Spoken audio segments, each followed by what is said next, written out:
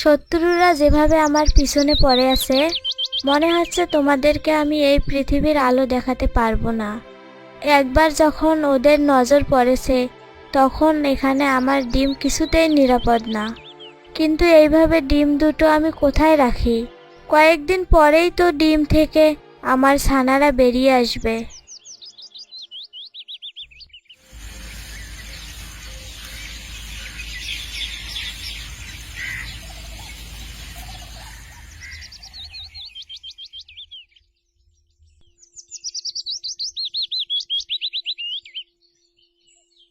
জঙ্গলের যে প্রান্তেই ওদেরকে রাখবো, সেখানেই টের পেয়ে যাবে।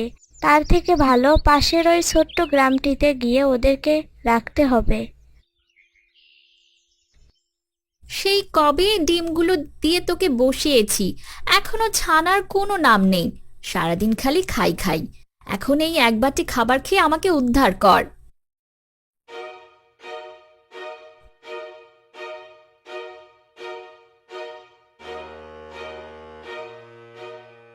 এদের বাড়ি এসে আমি তো মহা বিপদে।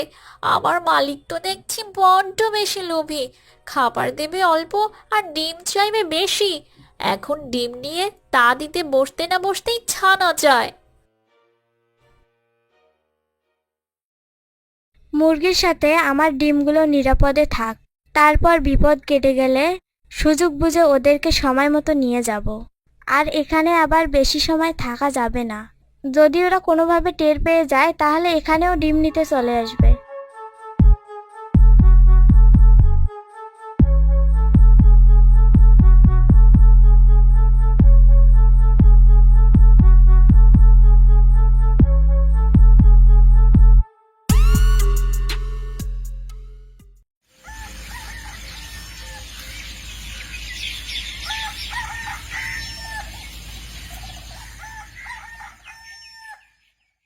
এখানে দুটো ডিম বেশি মনে হচ্ছে। তাহলে তো ভালোই হলো, দুটো বাচ্চা বেশি পাওয়া যাবে।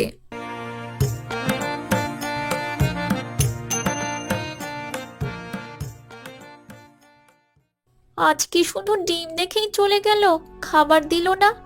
আমার মালিক তো দেখছি লোভের সাথে কৃপণও বটে। না জানি আমার ছানাদের কপালে কি আছে। আমার তো মনে হয় ডিম থেকে ছানারা বের হওয়ার সাথে সাথে তাদেরকে বিক্রি করে দিবে। যদি এমন হতো, তাদেরকে নিয়ে অনেক দূরে পালিয়ে যেতে পারতাম, তাহলে খুব ভালো হতো। ইচ্ছা মতো তোদেরকে আমি বড় করতে পারতাম।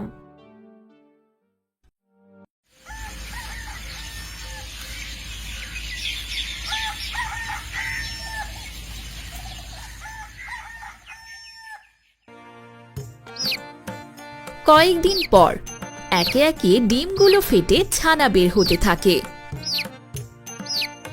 আরে বাহ, এবারের ছানাগুলো তো বেশ নাদুস নুদুস হয়েছে দেখছি। এরা তাড়াতাড়ি বড় হয়ে যাবে আর এদেরকে আমি বিক্রি করে দেব। তারপর আরো মুরগি কিনবো। এবার আমার ব্যবসা বেশ ভালো জমে উঠবে।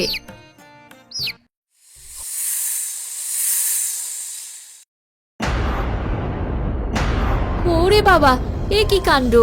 মুরগির ডিম থেকে সাপের বাচ্চা বের হচ্ছে কেন? আমি আবার চোখে ভুল দেখছি না তো? সাপ দুটোকে দেখে তো বিষাক্ত সাপের বাচ্চা মনে হচ্ছে।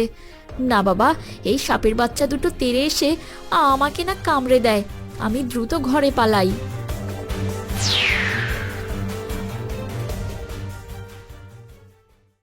সত্যিই তো, আমার ডিম থেকে এমন সাপের বাচ্চা কিভাবে বের হলো? তবে কি এই সাপের বাচ্চা আমার ছানাগুলোকে খেয়ে ফেলবে? না, এটা কিভাবে সম্ভব? সাপের ডিম আমার কাছে কিভাবে আসবে? মা, বাবা, তোমরা কোথায়? আমরা এ কার কাছে এলাম? এরা তো আমাদের মতো নয়। এখনই তোদের মজা দেখাচ্ছি। তোরা আমার সন্তান কিছুতেই হতে পারিস না। তোদেরকে আমার ছানাদের সাথে রাখলে আরও বিপদ ঘটবে।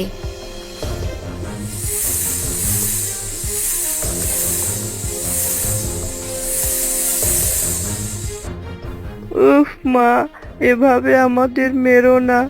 আমাদের খুব কষ্ট হচ্ছে। তুমি আমাদের মা হয়ে কিভাবে আমাদের মারতে পারো? কে তোদের মা? আমাকে দেখ আর তোদেরকে দেখ। কোন দিক দিয়ে আমি তোদের মতো দেখতে, যে তোরা আমাকে মা বলছিস? এখনই এখান থেকে পালিয়ে যা, নইলে আমার ঠোঁটের আঘাতেই তোদেরকে মেরে ফেলবো।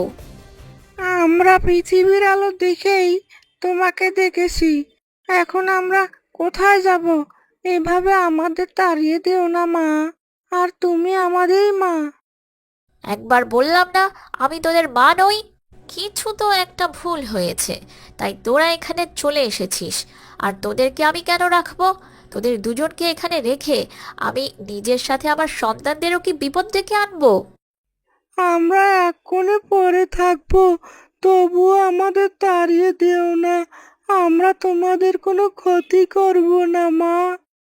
আচ্ছা ঠিক আছে, তবে আমি এখানে আমার ঠোঁট দিয়ে একটা গর্ত করে দিচ্ছি।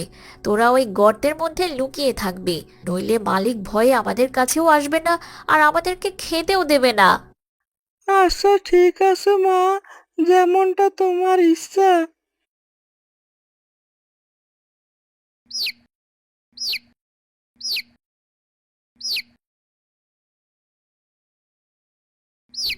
এই তো সাপ দুটো পালিয়েছে, এখন ওদেরকে একটু খাবার দিয়ে আসি। কিন্তু আমি বুঝতে পারছি না ওই সাপ দুটো মুরগির ডিম থেকে কিভাবে বের হলো।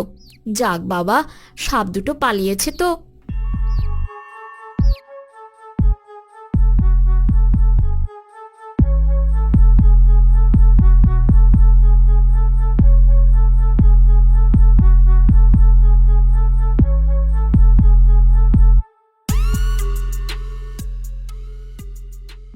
ওরা আমায় মা বলে ডেকেছে, কিন্তু ওদেরকে আমি খাবার কিভাবে খাওয়াই? এগুলো তো আর ওরা খেতে পারবে না। এখন তোরা বেরিয়ে আয়, মালিক চলে গেছে। তোদের নিশ্চয়ই খুব খিদে পেয়েছে, তাই না? হ্যাঁ মা, আমাদের অনেক খিদে পেয়েছে। তবে লুকিয়ে আমার সাথে চল। আমার ছানাদেরকে রেখে আমি তোদেরকে নিয়ে মালিকের ঘরে যাচ্ছি। ওইখানে নিশ্চয়ই একটু দুধ পাবো। এইভাবে মুরগি রোজ লুকিয়ে লুকিয়ে সেই বাচ্চা দুটোকে দুধ খাওয়াতো। যদিও ওরা আমার ছানা নয়, তবু আজ কয়েকদিন ওদের প্রতি আমার বড্ড বেশি মায়া জমেছে।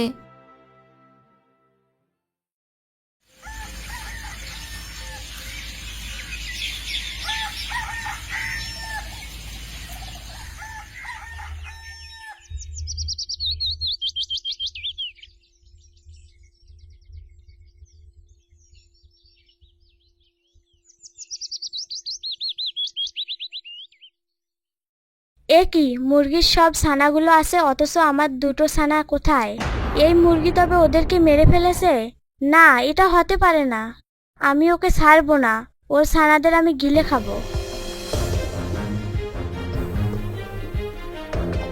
এরপর নাগিন মুরগির দুটো ছানা খেয়ে নেয়। তখনই গর্ত থেকে নাগিনের দুই ছানা বেরিয়ে আসে। কে তুমি? আমার বোনদের কেন খাচ্ছ? মা তুমি কোথায়? তাড়াতাড়ি এসো, দেখো সর্বনাশ হয়ে গেছে, বোনদের উপর শত্রু আক্রমণ করেছে। তোরা বেঁচে আছিস আর মাকে চিনতে পারছিস না? মাকে শত্রু বলছিস? আমি হলাম তোদের মা। না না, তুমি আমাদের মা হতে পারো না। তুমি কেন আমাদের বোনদের খেলে? আমাদের মা কখনোই এমনটা করতে পারে না।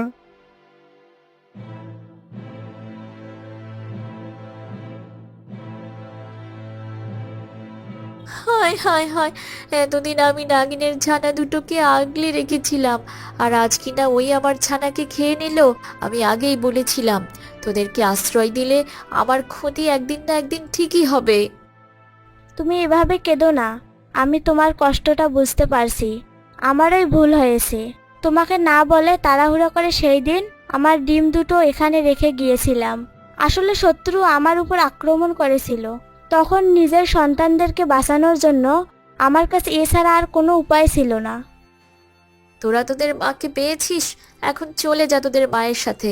আমি তোদের মা নই, তোদেরই মতোই দেখতে তোদের মা। আমরা হলাম মুরগি আর তোরা হলি সাপের বংশধর।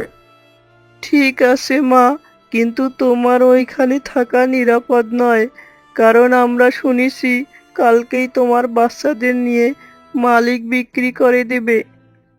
সে আমার যা হওয়ার হবে। আজকে তো দুটো বাচ্চাকে হারালাম, এখন তোরা নিরাপদে তোদের মায়ের কাছে ফিরে যা। তোরা তো বিপদমুক্ত। চিন্তা করো না, আমি তোমার ক্ষতি করেছি, কিন্তু অবশ্যই একদিন তোমার উপকারে আসব।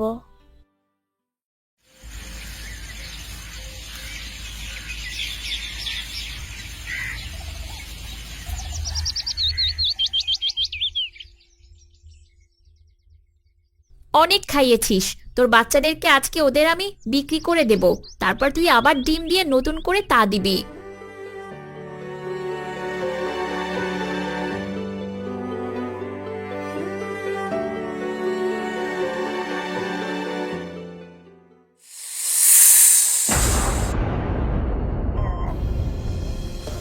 আরে, আমি কি এখানে মুরগির বদলে সাপের চাষ করেছি নাকি? যেদিকে তাকাচ্ছি শুধু সাপই দেখতে পাচ্ছি। এই মুরগির ডিম থেকে তবে সাপের বাচ্চা হয়? মুরগি সাপছানা হয়েছে? না না, এমন অলক্ষণে মুরগিকে আমি আর রাখবো না।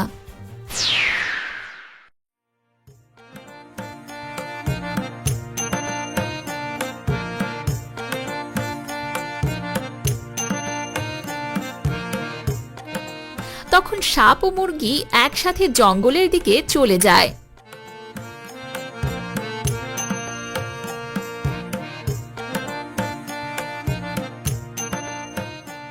আজকে তুমি মুক্ত।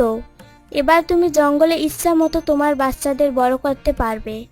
আর আমি তোমার সাথে সব সময় আছি, কখনোই তোমার কোনো বিপদ হবে না।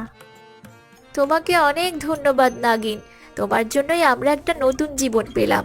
তোমার ছানারা আমার সাথে থাকায় জঙ্গলের সবাই আমাকে ভয় পাবে, আর কেউ আমাদের ক্ষতিও করবে না। মালিকের মতো সবাই জানবে মুরগির নাগিন ছানা। ঠিক বলেছো, তুমিও তো আমার 2 সন্তানকে রক্ষা করেছো, তাই তো তুমিও ওদের মা। কি মজা, কি মজা, আমাদের দুটো মা।